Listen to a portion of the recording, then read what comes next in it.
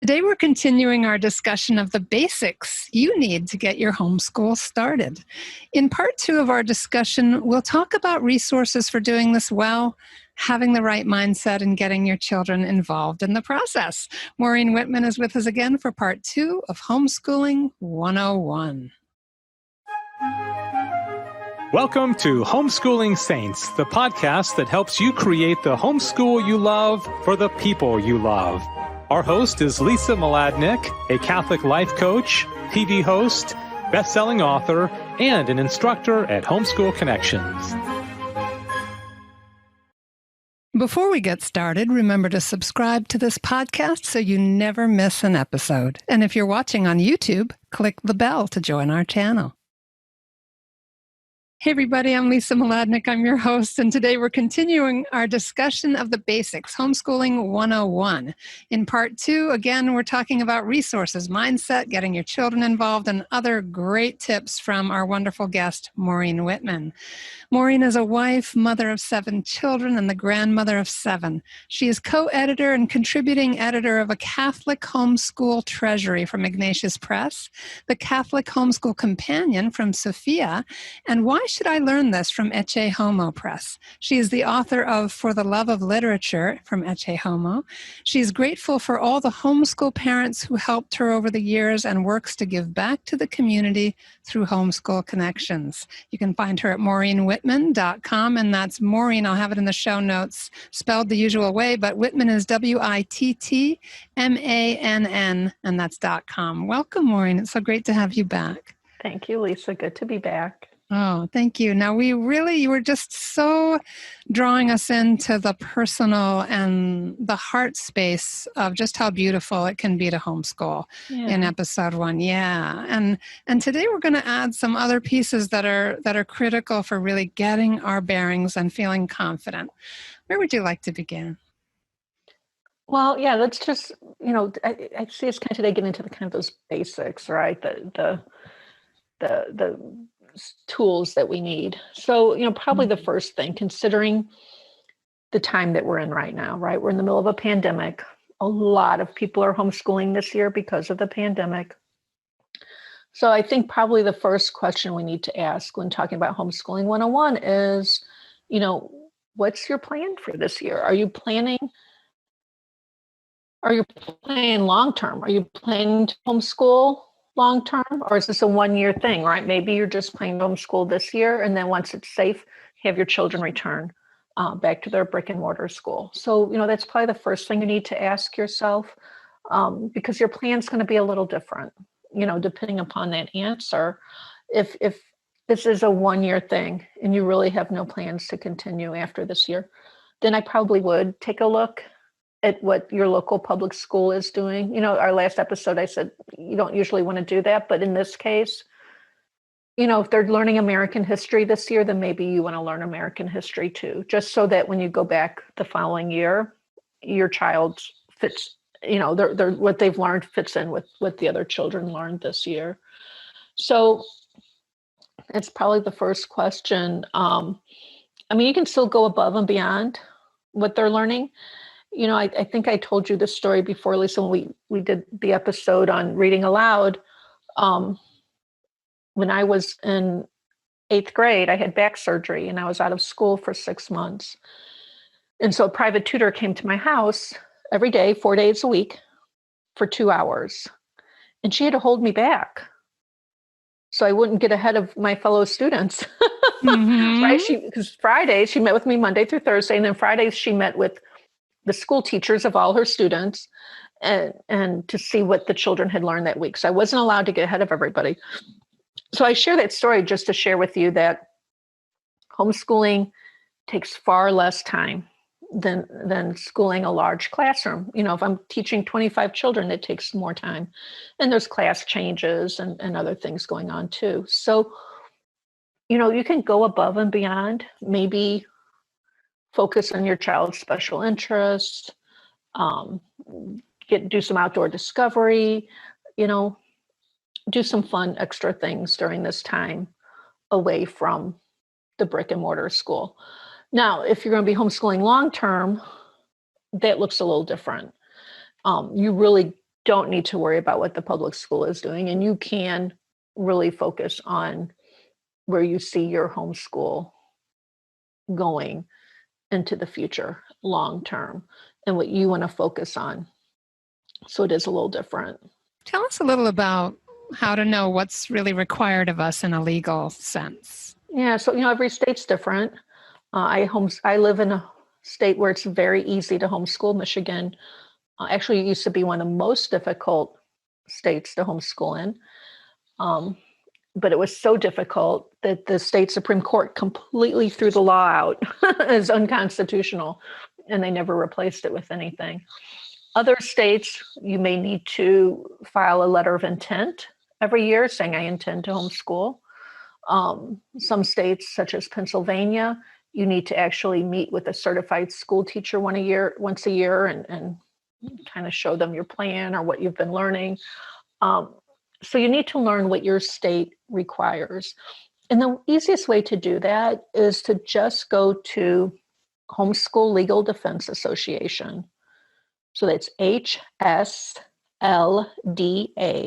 Homeschool Legal Defense Association.org. So HSLDA.org. You go to their website, there's like a little map. It's super easy of the United States. You click on your state and it takes you to the laws for your state. So, know what your rights are, know what is required of you, because there are instances where a school district might tell you that you're required to jump through some hoops that you really don't have to. So definitely do that. Yeah. Yeah, something that we noticed with our school district is, and we got some really good advice from other homeschoolers here on Long Island in New York, the New York state laws are pretty relaxed in terms of what's required for graduation. So it's very easy to just go speeding past those marks with your children because you do have all that time. But the individual school districts, like you said, will respond differently. Some of them are super strict and a little aggressive and sometimes even hostile to homeschoolers. Ours was very friendly, but they tried to overstep a little bit with us in terms of requiring us to come in for meetings and like trying to manage us in terms of our plans. And we just said, no, thank you. And it was fine. Right. So know what your rights are. And, if you don't need to go into a meeting with them and you don't have to, it's okay to say no. It probably is worth it to pay for Homeschool Legal Defense Association. You can join, you pay a fee. And then if there ever is an issue, then they will defend you. So, that's rare, but it does happen. Excuse me, sorry. There are instances where someone will have their right to homeschool challenged. And so that's what Homeschool Legal Defense Association is there for. They would defend you. They also lobby on behalf of homeschoolers in state legislation and to make sure that laws are constitutional. So they do a lot of work in that area. People have different feelings about whether or not it's a good organization. I've seen a lot of good come out of it. And at the very least, just visit their website to find out what your legal rights are in your state. Yeah, I've heard stories of... I'm sorry, go ahead, Maureen. I was going to say, you can also connect with local and state groups. There may be a homeschooling group for your state that's very proactive in working with legislature or working with the legislature or keeping people informed of the laws. So that's another area where you can look for help. Yeah, I was just going to say about the HSLDA that I've heard stories of, neighbors calling Child Protective Services because they see your children out riding their bicycles on a school day and things like that. And if you keep the HSLDA's phone number, if you're a member, right near your front door phone or the closest one to the door, if someone comes to your door and demands to do a home inspection without going through proper channels, they just show up, you just get HSLDA on the phone and you hand them the phone. You don't let them in your house. You hand them the phone and those lawyers will handle it for you. So if you happen to be in an area that's hostile to homeschoolers and quick to act, then they always have your back. So, and I don't know what you're referring to in terms of some people not thinking it's as good an organization, but there's always two sides. People have said that they really saved them.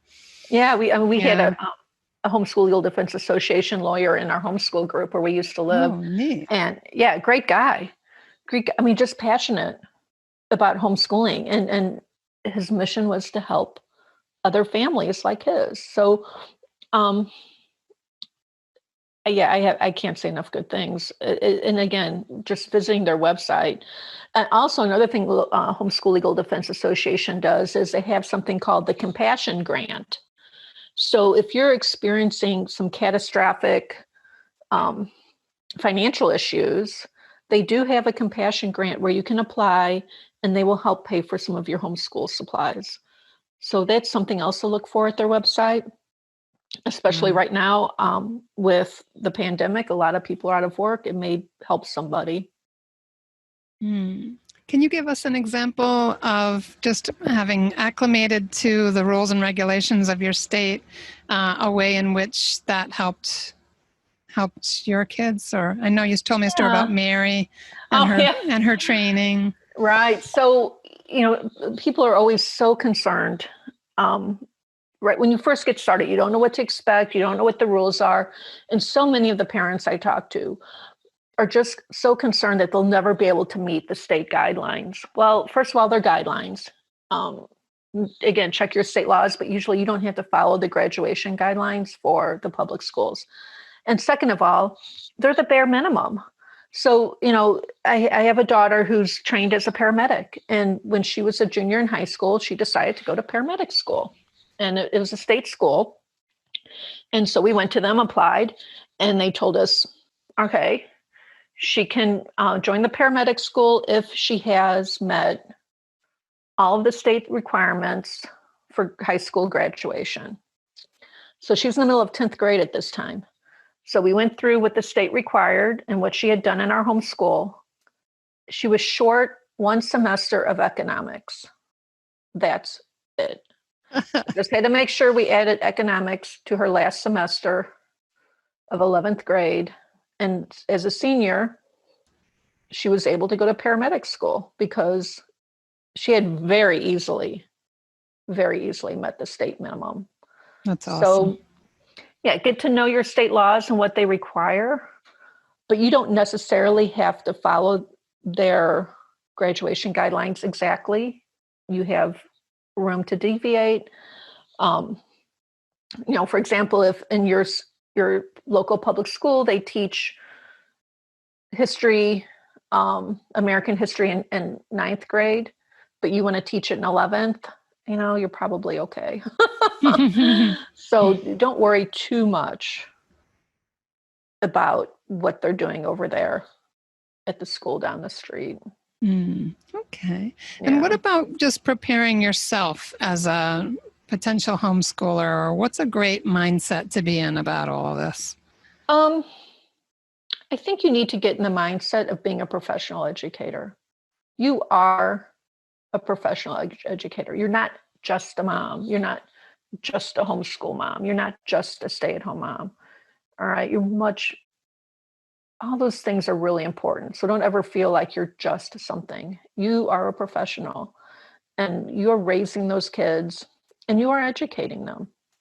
So, think about, what do professional educators do, right? My husband's a professional educator.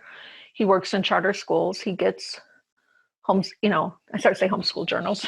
He gets education journals. He attends conferences. He, reads all the latest of what's going on in education. And so we can do the same thing, right? We can have, what do they call that, Lisa, when they take the day off from school? The in-services? In-service days. Yeah, you can take an in-service day. But I think an in-service day should include chocolate and wine and a pedicure. But, take days off to educate on your. So, for example, we, Homeschool Connection sponsors some online conferences. Take the day off from school and attend one of these online conferences. That's an in-service day.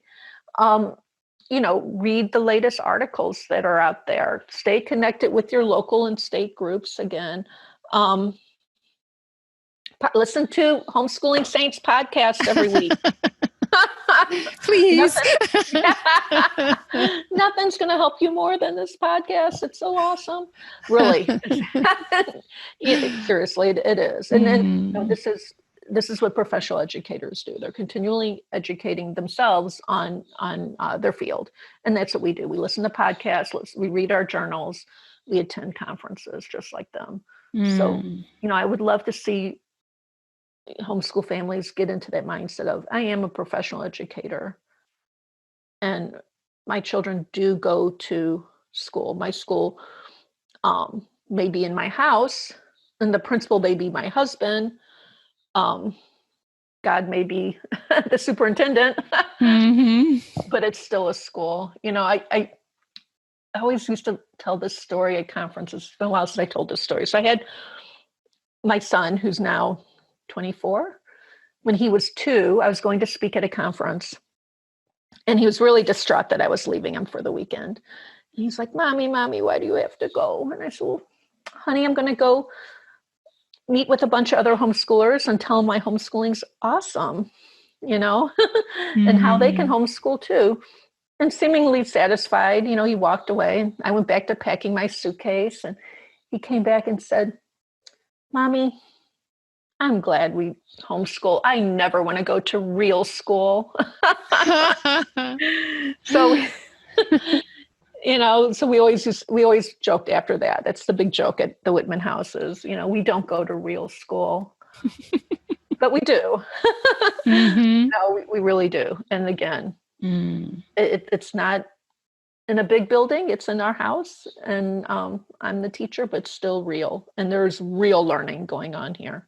And what are your favorite resources, Maureen? Tip us into how you look at the landscape around resources. All right, Lisa, we're going to take a break here for a minute. Sure. Because my dog's at the window, scratching at the window. So I'm going to go let him in. I'll be right back. Okay, no problem. I'm going to pause the recording. And we are rolling. So, Lisa, there are a lot of resources you can look into to help you. Again, connect with local groups. We talked a little bit about that in part 1, making sure that you're connecting with local support, even if it's just to have mom's night out where you can talk with other homeschool moms about what's working and not working in their homeschool. We talked about Homeschool Legal Defense Association. That's a great resource. Homeschool Connections has a free page. So I'm not talking about, of course, I would love for people to sign up with that. But what I'm talking about is our free page where you can get a lot of things such as free forms, transcript forms, planning forms. We have a great scope and sequence questionnaire there that will help you figure out what classes, right? What's a scope and sequence? What am I going to teach and when? The scope is what, the sequence is when. So that scope and sequence form takes you through a series of questions that help you visualize and write down what you want to teach in your homeschool and when. So questions such as, what has my child learned so far? What kind of credits do I want them to have at graduation? What are their special needs? What are their special interests? For example, if I have a child who wants to be a computer programmer, I'm going to fill up their transcript with different courses than the child who wants to be a musician. So that's a great resource. Let's see, there's a ton of great homeschooling books out there. And also, just before we move on from Homeschool Connections, a lot of free videos from our past webinars. We do free webinars for the parents a couple times a year. Yep. There's a lot of free stuff. And we even have a free course, which is the Excellent Student course, which is a study skills course, which I teach all year round. It's a ton of fun. It's a great course. And we offer that free because we just feel like that's a course that everybody should take. And you don't have to be a Homeschool Connections student to take it. It's just open to everybody. And Lisa, what do we have? Maybe 8 times a year you teach that? At least, it's running all the time, and it's just it's a really game-changing. I didn't create the course, so I can brag about it. Professor Conroy did, but terrific course, a lot of fun. The kids always have a lot more fun than they expected learning their study skills. So it's just called How to Be an Excellent Student. It's study skills. It's a 4-week course. It's live. It's interactive, so they get to experience what an online classroom is like. If you've never done an online class, it's kind of fun just to experience that. But it gives students a really good foundation. Actually, I had someone at Franciscan University take a look at that course for me. And he said, yeah, he wished all of his incoming freshmen took that course. So even if your child's a senior, it's probably worth it. It's very basic skills, but not all homeschool kids have that. Great story. My kids were taking many years ago. They were taking the hunter safety class because they were in shooting sports. So they went to take the test for their hunter safety license. They didn't know how to do the test. It was a bubble test, where you fill in the little circles. And they didn't know how to do it because they were homeschooled. So I had to go to the guy at the front of the classroom and say, is it okay if I talk to my kids for just 2 minutes just to tell them they have to take their pencil and fill in the circle? They're looking at me like, what? So because we're learning a little differently, we don't always get those skills like how to outline but you're doing things like active listening and all kinds of great skills. I love that course. So it's fantastic. Yeah. So that's a great resource just to get started. And then there's the Catholic Homeschool Conference. So I think it's CatholicHomeschoolConference.com. So we just did this big conference with 70 speakers over the summer. That's a great resource if you're just getting started, because you can listen to all different kinds of talks, pick and choose the talks that fit you. Now the recorded courses or the recorded talks are not free there. There is a fee, but the live events are free. So you can sign up, get on the email list, attend the live events. But even if you purchase, I think it's $97 for 73 talks. And you have that forever, and more content gets added from time to time. Right. So yeah, and I was involved in that group, and Lisa helped. Lisa was our MC for the talks. So, we're both involved in that, but it really was, I was blown away by it. And so yeah, my kids who homeschool themselves all attended, all their friends attended. We just got great feedback on that. So that's a terrific resource. I think even if you just need a boost, especially if you don't have a lot of local community, you need to find that support somewhere. So that's a great resource. Mater Anbilis. So it's MaterAnbilis.org/MA. Mater Anbilis. So it means mother, loving mother, I believe is what that means in Latin. Tons of free resources there. And Lisa, I'm sure you'll put that in the show notes. But yes, I will. It's actually a free Catholic Charlotte Mason curriculum. So you need to buy the books, but it gives you lesson plans and excuse me, and book lists, etc. So I'm actually involved with Mater Anbilis a little bit, and we're completely redoing the website. So there's even more coming that's going to get better. Something else that's another important resource is used book sites. So right now, because so many people are homeschooling, there is the potential of homeschooling curriculum becoming the next toilet paper. So if you haven't already bought your curriculum, make sure you know how to search for the best price. So, I saw some curriculum on Amazon, like $800, $900, stuff that's normally $20. Oh my goodness. Yeah. Don't pay it. Don't pay that. To bookfinder.com,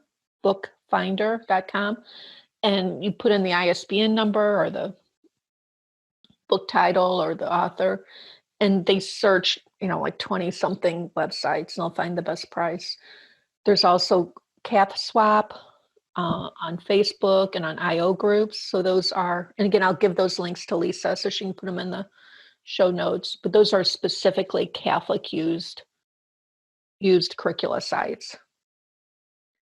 So, you want to keep those costs down. Use your public library as much as you can. I know our local public library You can have curbside pickup. So I can order the books online and I don't have to go inside. I just go, I call them when I'm there and they bring the books out to me. Some libraries will even give homeschoolers teacher privileges. And so, teachers have special privileges at the library. Well, I mean, it depends on your library, I suppose. But I was able to get that at our library. And so, for example, when I needed how to teach your child to read in 100 easy lessons, I was able to check it out for the full semester because I had teacher privileges. So, yeah. Wow. And you can do interlibrary loans. So, our local library is really small. I live in a really small town now, very rural area. So I need to utilize interlibrary loans. So they check all the libraries in Michigan.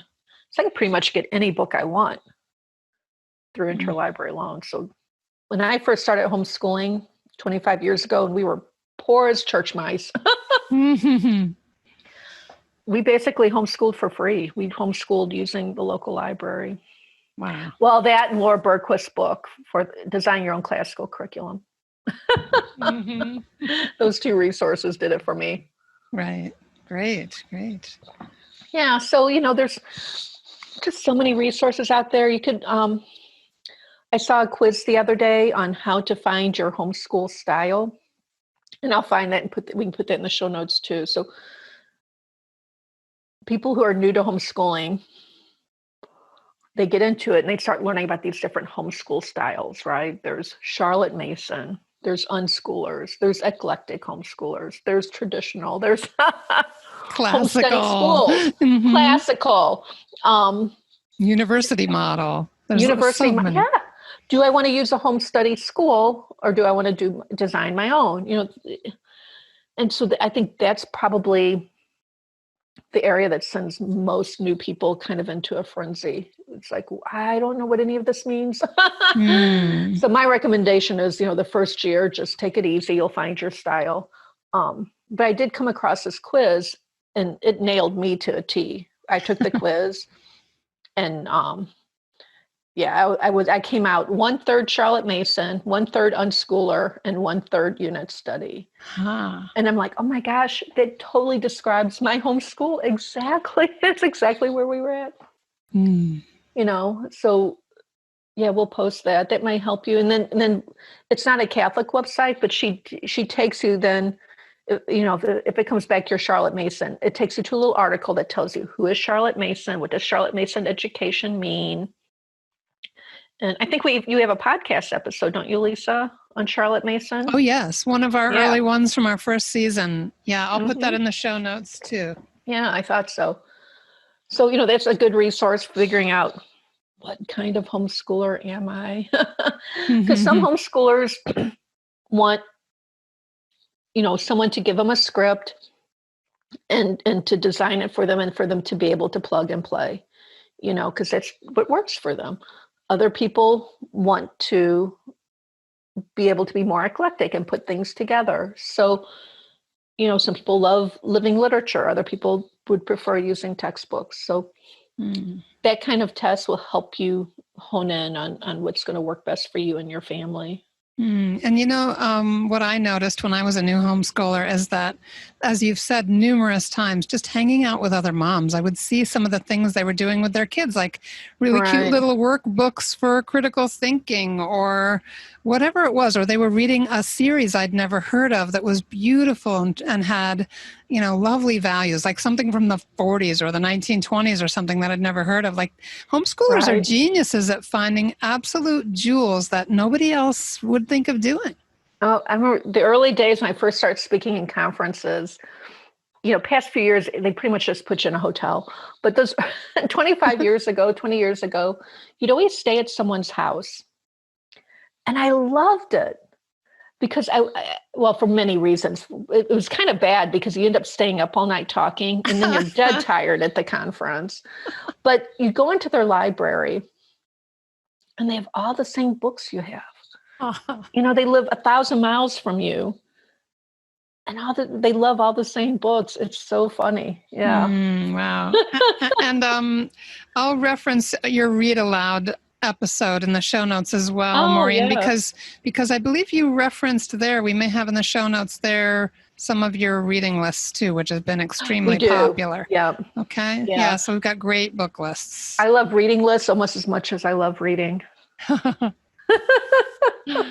All right. I love reading about reading. Yeah. So I'm thinking of another natural resource in the home that we can put to work for us, Maureen. Oh, are you thinking about our kids? Uh-huh. Put those kids to work, people. Get them doing your laundry. Something that was really, really successful in our homeschool was putting the older kids to work. So an example of that, having older kids tutor younger kids. So for example, one of my daughters, I paid her, and not much, to be honest. I think it was like $1 an hour or something. But I paid her to tutor the younger kids in math. So what was the result of that? Well, one, it freed up my time to work with other children. Two, it helped the young child learn, right? And three, how do we learn best? You look at studies, and we learn best when we teach. So the older child was relearning her lessons.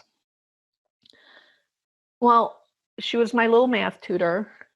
She went on to graduate from college with a bachelor's degree in mathematics and also in philosophy. But Wow. yeah, and I think that was a part of it. I think that tutoring her younger siblings really helped her. So, do put those older kids to work, and do know, we haven't talked about home management, but that is part of homeschooling because, I remember my mother-in-law was an amazing housekeeper, right? Her house was just always beautiful and clean. And I really always struggled with it. And, I had to learn not to compare myself because her kids went off to school every day. And so she had an empty house for 8 hours. My kids never leave. We're here 24/7 and making messes and living. And I remember one time my dad came to visit. The kids were little. The house was a wreck. And I'm like, because my parents live in Missouri, right? So he made a 500-mile trip to see me. House is a wreck. I'm like, I'm so sorry, Dad. I meant to get cleaned up before you came. And he said, Maureen, I look around your house, and what do I see? I don't see dirt. The house is clean. What I see is toys and books and newspapers. I see that learning is going on here. And that's a good thing. Wow. So yeah, my house was cluttered pretty much most of the time. But, you can get those older kids working in that area too. They can do their own laundry. I started training my kids, and my husband was the one who pushed that. He told me, he's like, Maureen, why are you doing all this laundry? The kids need to be doing it. So, just start giving them chores. It's part of their homeschooling. You can put it on the transcript as home ec. We used to once a week, a different child planned the meal. From littlest kids up on, so the littlest kid, the meal they plan might be peanut butter and jelly, but they have to plan the meal. They have to make the grocery list. And then they have to prepare it. So things like that, your kids will grow up, move away from home, and they'll be able to adult, right? You always hear people saying, oh, I'm adulting. I have to learn how to be an adult. Well, they'll know because you taught them how to cook and how to clean. You just can't do it for everyone. Because I remember, I think it was Greg Popchick once at a homeschool talk saying, homeschool moms, you have multiple full-time jobs. You're full-time mothers, you're full-time educators, you are full-time homemakers. So you need to give yourself a break. If you can afford it, maybe you can hire a local homeschool kid or a service to come in and clean house once a week or twice or every other week or once a month even. Or I used to have a young girl come, homeschool girl. She was like 13 or 14 when she started working for me. She'd come every other week. She was a mother's helper. I didn't leave. I was still at the house, but she would just play with the kids and entertainment while I got work done. So, Wonderful. those are good resources too. Mm. Look for help. Maybe you can barter, you teach someone's child piano and then they clean your house, or, don't overlook those kinds of things too. Mm. Say a few words about the days when nothing's going right. No. We all have them, right? Like that day. It happens. when you're Googling boarding schools in France, those days, those are the days you need that local community. Those are the days you need to call your girlfriend and say, tell me why I should keep homeschooling. Because you know what, if I told my husband I had a bad day, his response would be, well, just put him in school. Is not the right answer. Probably for me, the thing that got me through those days the most was, and I think it was Mary Kay Clark of Seton Home Study. I think it was a talk she gave once. She said, write down all your reasons why you chose to homeschool. So I made a list of all the positive reasons why we homeschool. And then I also did a column of the reasons not to. And the only reason not to was my house was always a mess. But it was crazy, all this stuff we came up with. And it might be things like, my son has food allergies, so I don't have to worry about him eating something that's going to send him to the hospital. It may be as simple as, I really like being with my children, I just don't have it in my heart to send them away. There's a lot of reasons. And I mean, when we moved from, our last house to this house, that list came with me. It's just this handwritten list and about 20 different colors of ink, because whenever I would think of something, I would write it down. So on those days when I'm Googling boarding schools in France, I would pull out that list and see all the reasons, because I love the lifestyle. I love teaching the faith to my kids. I wanted my dyslexic child to be able to read, whatever, write it down. Pull that list out at those worst moments. Yeah, because they will happen. It's not all sunshine and rainbows and unicorns. There's, but parenting is hard, right, Lisa? I mean, no matter whether our kids go to school or homeschool, there are rough days either way. Yeah. Just know, even, if you have a bad day homeschooling, maybe you just take a field trip that day. All right, everyone get in the car. We're going to McDonald's Playland, or we're going to the museum, and get back to it the next day. Yeah, that's the nice thing about homeschooling, is you can always start fresh again the next day. There's not somebody standing over you telling you your day has to look a certain way. And what do the children see in that? They see you being flexible, being human, needing a break. We're not workaholics. We can notice that it's time to take a little break. I think there's just always so many good lessons when we sometimes just pause a little to reflect. Yep. And they can learn how to practice forgiveness. If there may be one or two times in your life when you have to go to your child and say, I'm sorry, it was a rough day, and I didn't handle it well. And those are opportunities to learn too. Yeah. Right. And as you've said to me, it's not like you're not going to have bad days when your kids are in school. Right. Right. Well, I remember my sister saying to me once, she said, Maureen, I think you have it easier. Her kids went to Catholic school. She said, because when my kids come home from school, they've been sitting in a desk all day and they're tired and they're just done. And here I am telling them, you got to get your chores done. You got to do your homework. And she said, I think our relationship is more contentious than it would be if I homeschooled my kids.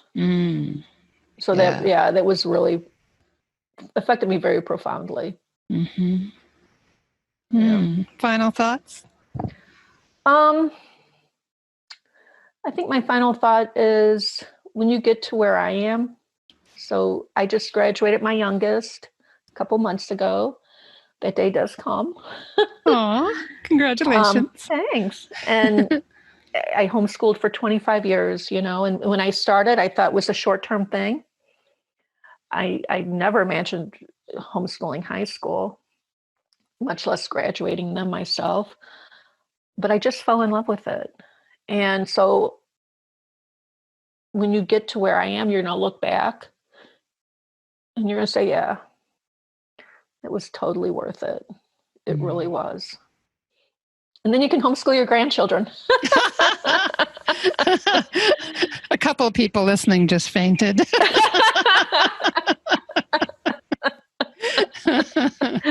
That's awesome. Maureen, thank you so much. Yeah, you're welcome. Whenever we need encouragement, we bring in Maureen.